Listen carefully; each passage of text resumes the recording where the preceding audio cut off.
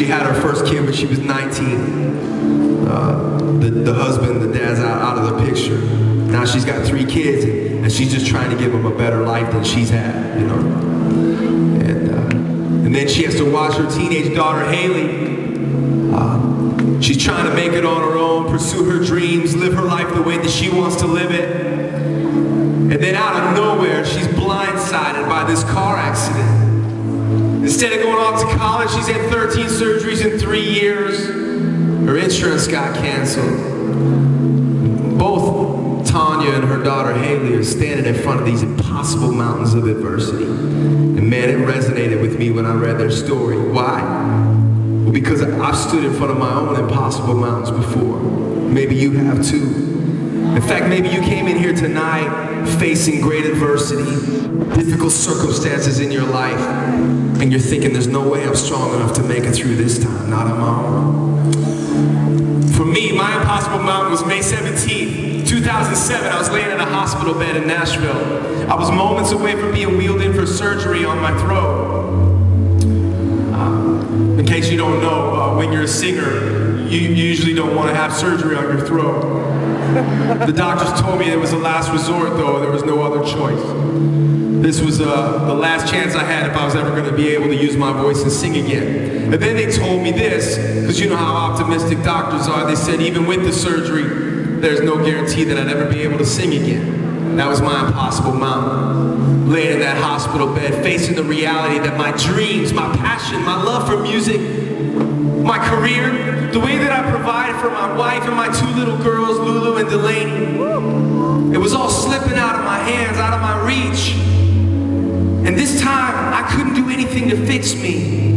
I wasn't strong enough. I'll never forget, my dad was with me. My dad's been a preacher for 35 years, and he gets a kick out of the fact that even though I sat in front of hundreds of his sermons, it was watching a Billy Graham crusade where I accepted Christ.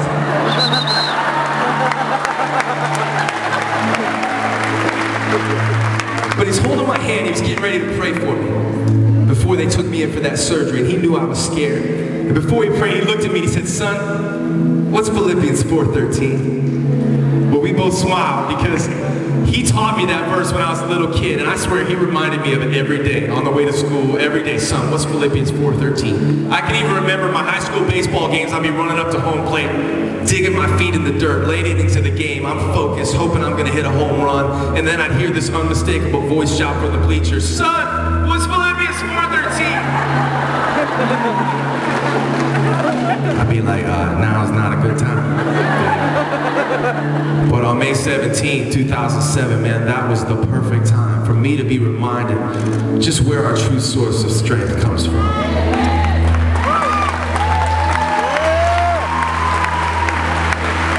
And so we said those words, I can do all things. And then it felt like a light shined down on the second half of that verse.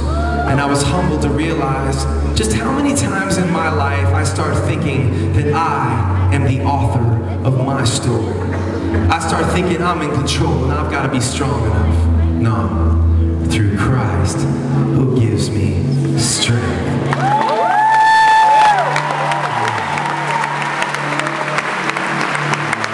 Tonight, as we prepare our hearts for Will Graham's message, I just want to invite you to do something with me here tonight. Maybe you walked in these doors, like I said, facing an impossible mountain. Maybe you're just going through the fire in your life.